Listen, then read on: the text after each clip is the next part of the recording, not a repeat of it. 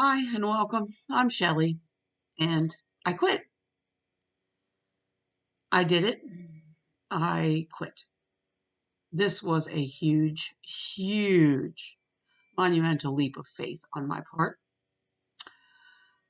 I've been dealing with some stress and I've been struggling now for a couple of years being unhappy with my business. There was a catalyst that pushed me to the end of my rope and I quit. I posted on my Facebook channel that as of Monday the 28th, I'm closed. I'm no longer open for business. Now that's a little bit misleading. I am closed to the public.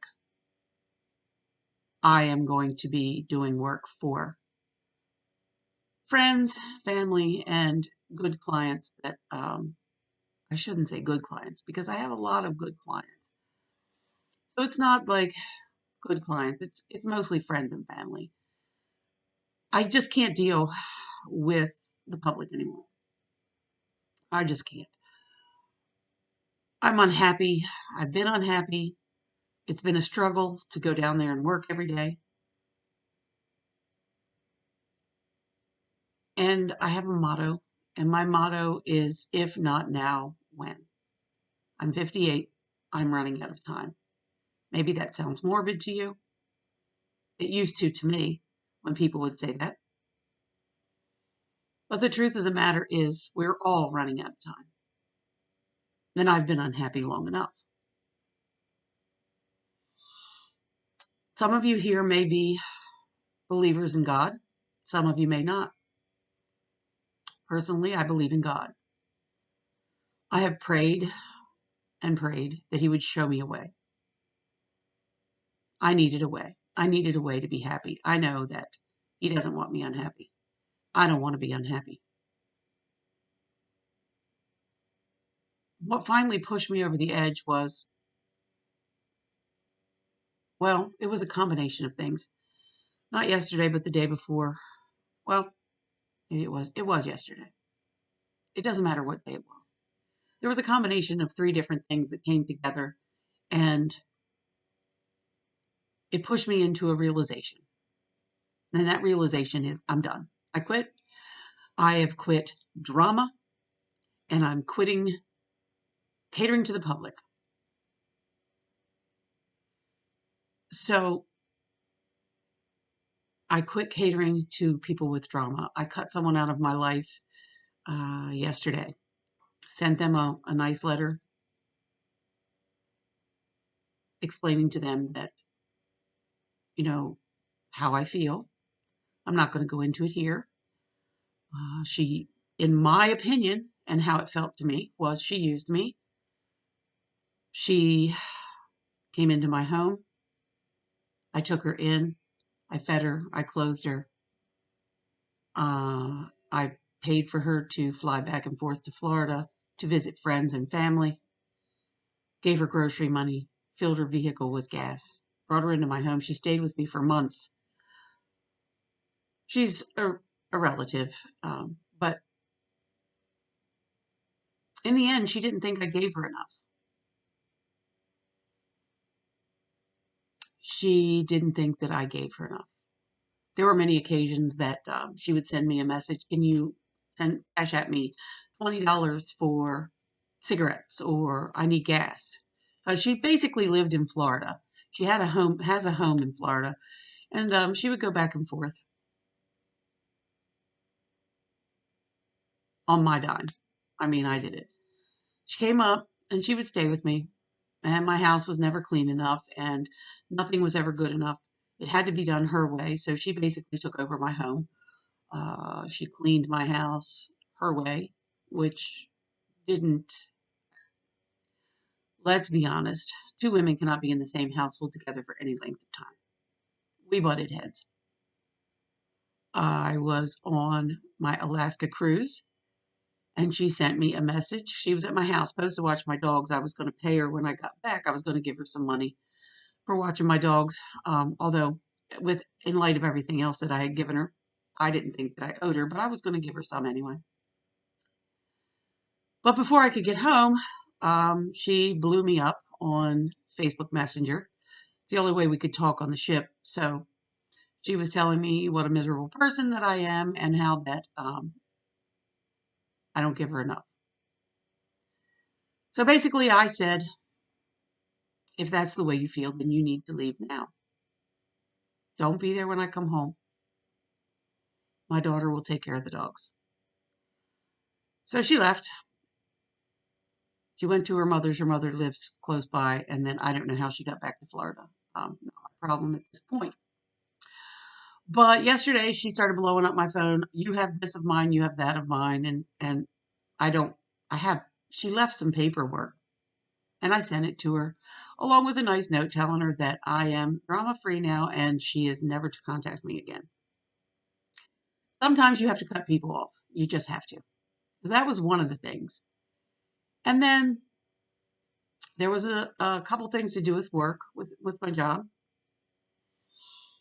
I had a lady who brought 3 dogs. Actually, she's a young lady. She's probably in her, if she's old enough to drink, she's lucky. I'm not sure.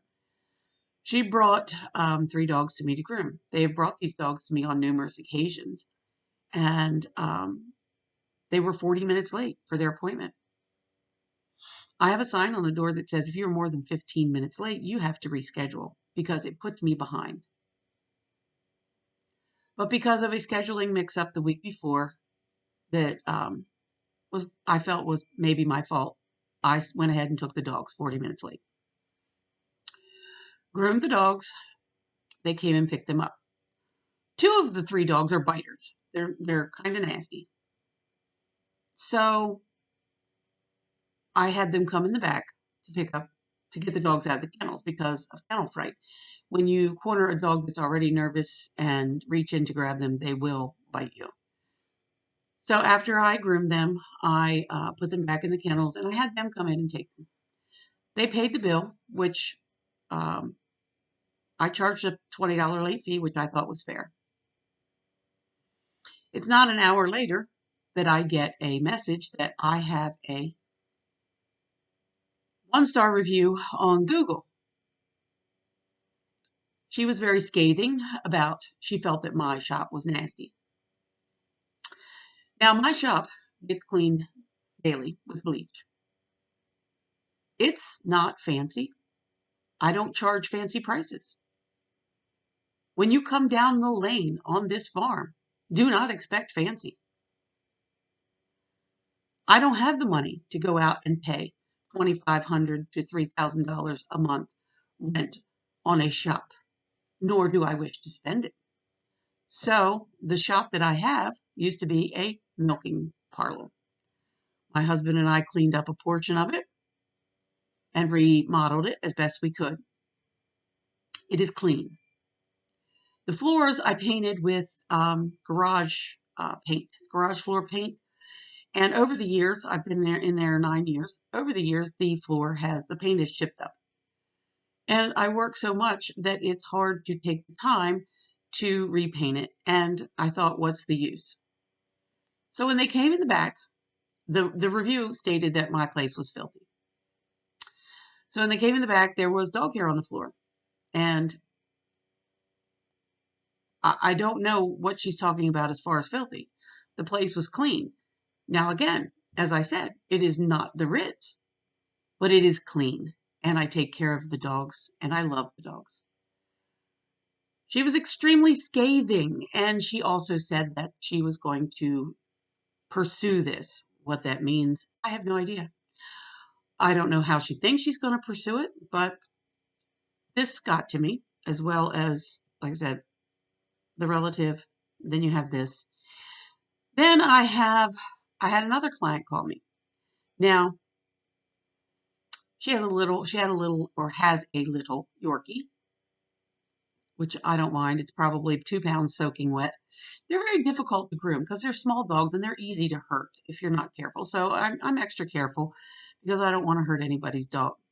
A lot of people feel like their pets are their children, and I wholeheartedly accept that.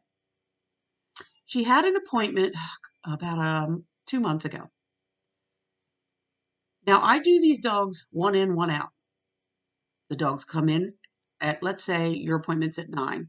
Your dog comes in at 9. Your dog is done by 10. You pick the dog up. The dog does not stay. This lady has rubbed me the wrong way before, but this time she came in. She dropped off her dog at, I don't remember what time it was. It was in the morning. She didn't come back. I close at 3. She didn't come back till 3:30. Then she accused me of not bathing the dog. So I volunteered to re-bathe the dog. I rebathed the dog. I had to dry it while she stood in my foyer on her phone, which is fine, whatever, everybody's on their phone. But I rebathed the dog. I took the dog back out to her. She paid me the grooming fee and didn't leave a tip. I'm okay with you not leaving a tip. I understand not everyone can afford leaving a tip. But having said that, you made me late. My shop was closed at 3. You made me late. You made me wash your dog again, basically accusing me of not doing my job. Okay. So she had gotten married and her last name changed. And I have a little girl helping me. She is my niece. She's helping me for just a little bit. They're moving to Florida in a couple weeks, but she's been helping me out. She didn't know, and she scheduled this lady for a Tuesday. Now I'm off on Mondays. I started taking off on Mondays. So I went down on Monday and I looked at the book and I saw this lady's name there. I sent her a text and I told her I could not groom her dog. This was Monday. Her appointment was on Tuesday at, I don't know, 2 o'clock, I think. Doesn't matter. I gave her 24 hours notice when I canceled the appointment. She had 24 hours notice. So yesterday, she has her husband call. And he was quite rude. You canceled our appointment on the day of. Number one, that's not true. You need to make this right, is what he said. Make what right? I didn't take anything from you. I canceled your appointment 24 hours in advance. I don't have any availability. Well, then you need to cancel somebody else and fit us in. No, sir, I do not. It was unpleasant.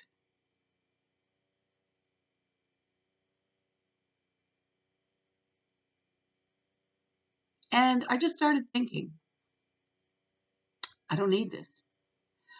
I felt this way now for a couple of years, been struggling with it. And now here I am. And something in me just broke. And I said, enough is enough. I'm done. So these people didn't break me. This was something coming. This was something that I needed to deal with. They just forced me to do it. Is it scary? Yes. Yes, it's scary. I have bills to pay. But it's not the first time I've done something scary. And it won't be the last. Because I believe that doing scary things is what gets you great results. I don't know what's going to happen. I don't know what this is going to bring. But when I got up this morning, I looked over on my nightstand and I have a bookmark. And I never paid any attention to it before. And this is what it says. The Lord shall greatly bless thee. Deuteronomy 15:4. And I felt reassured. Do the things. Get up. Get dressed. Show up. Do the things. Follow your heart. The Lord shall greatly bless thee. Deuteronomy 15:4. I believe that, and I'm going to stand on it today. I hope this helps somebody. It sure helped me. I got it off my chest. Yesterday was a day. It was quite a day. And my trip to the Amish greenhouse really helped. All the bright colors and beautiful things. And I brought my flowers home and I've repotted them. I'll show them in a later video.